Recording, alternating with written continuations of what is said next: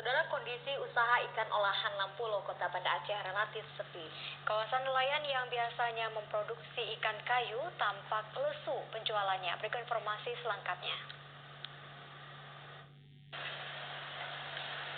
Ikan kayu atau kemama yang biasanya banyak permintaan kini sepi.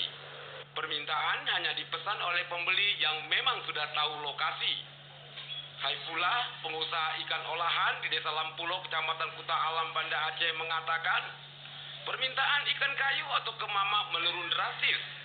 Penurunan permintaan mencapai 65%. Paling hanya warga lokal ketimbang dari luar Aceh yang datang beli ikan kemama. Untuk menyiasatinya, ikan kayu ini dikurangi produksinya selama pandemi COVID-19 dan dijual ketika ada pesanan. Ikan kemama yang dijual gali saja tidak ada pembeli, apalagi di tempat usaha ikan olahannya. Untuk sekarang kalau masa pandemi ini jauh merosot kita ya. Dari produksinya juga merosot, dari angka penjualannya juga merosot. Berapa persen bang kira-kira? Produksinya kita berapa itu?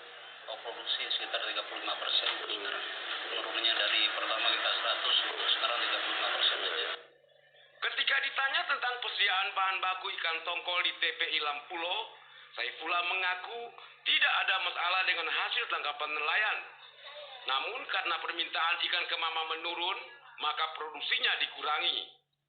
Kalau hujan, bisa simpan bahan baku ke dalam kulkas sambil tunggu cuaca kering untuk pengasapan. Tapi sekarang di tengah pandemi COVID-19, tak ada yang datang membeli sehingga usaha sulit berkembang. Tim Liputan TVRI melaporkan.